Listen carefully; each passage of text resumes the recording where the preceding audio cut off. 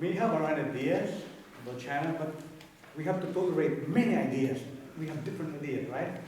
How to handle that is a political issue. In the end, the lesson of Nixon, I was rereading Nixon and Kissinger and how he wrote about it, how the breakthrough in China relations. In the end, it's the issue of political will.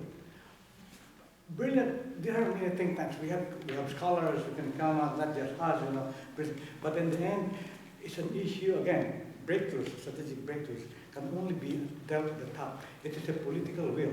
I knew that Kissinger and all that, they had to go through the struggles with the bureaucracy, because the established bureaucracy in those times was certainly, if the established bureaucracy were allowed to have its way, there would be an opening of China, and the world would be changed. It's a political will, but then Nixon then trusted Kissinger, and Kissinger had the skill to deal with all the bureaucratic infighting. So in the lesson here, correct idea and not enough. In the end, the president himself has to have the strategic mind and will push it's a very dirty job, so to speak. Going through the bureaucracy, the military is involved, because of China threat, dealing on how to make the U.S. Confident that this will not be detrimental to the U.S. This is a dirty job, a very messy job in the bureaucratic sense.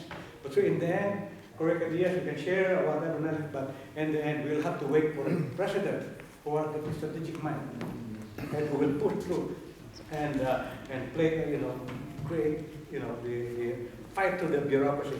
Because a breakthrough needs new thinking. And new thinking is tough to bring it to the established bureaucracy. It will always be opposed here and there, So it's a question of a strategic. We'll probably have to wait a new president if the current president is not. During the presidency of Gloria Arroyo, yeah, there was a big scandal, the NBMZPE scandal that involved hundreds of millions of dollars. Yeah.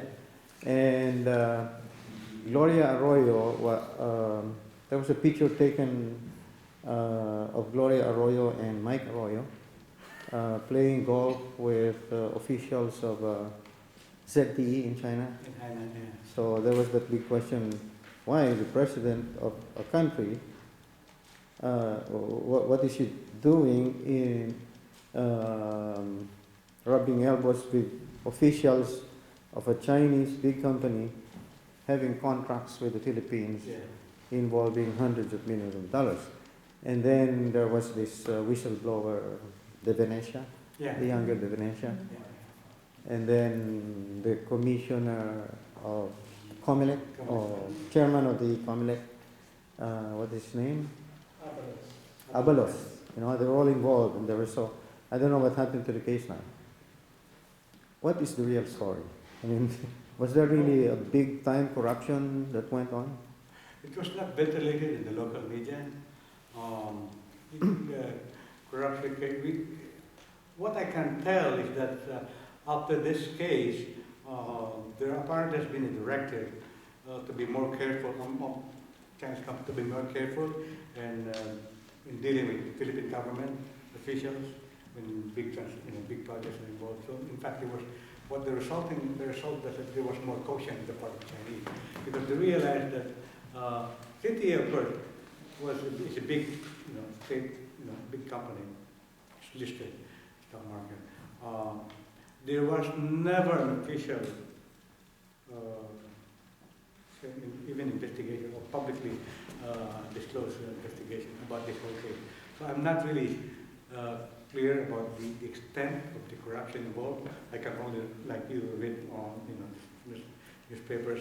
But what I can say is that it does have an impact, a rethinking on the part of the Chinese to be very careful in dealing with Philippine officials now when it comes to transacting business. So. Last one question, Bobby? Regarding the Philippine national hero, Dr. Jose Rizal, in China, I got two items that President Arroyo went to Beijing to open inaugurate a duplicate Rizal Park, and that in Fujian province, they're saying that Dr.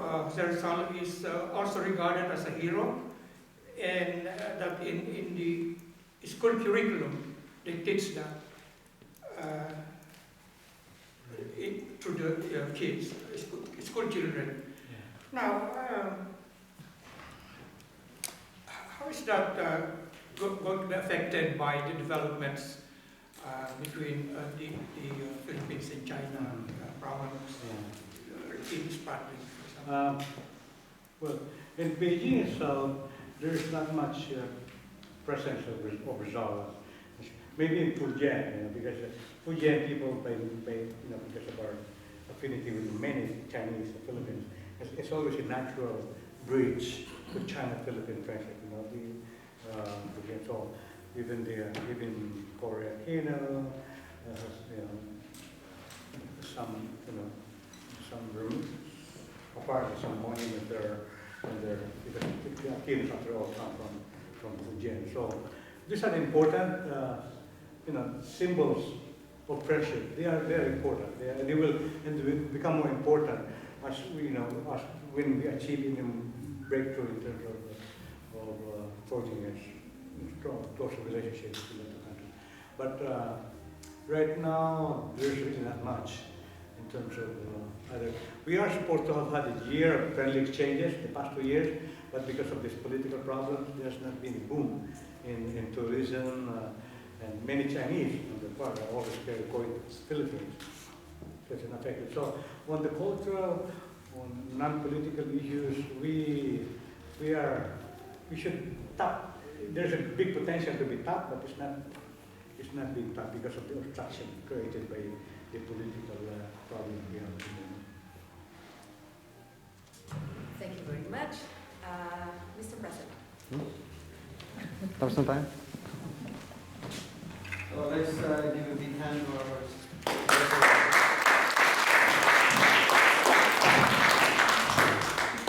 so we can thank everyone for coming and spending 2.5 hours, 2 hours.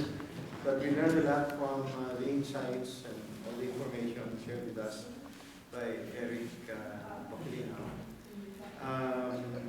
Make sure that you have left your email addresses in the piece of paper, because we're going to have more in the next few months, more similar public forums like this, and we want to send you announcements on this kind of forums. Those who want to take a picture with Eric, Yeah. and we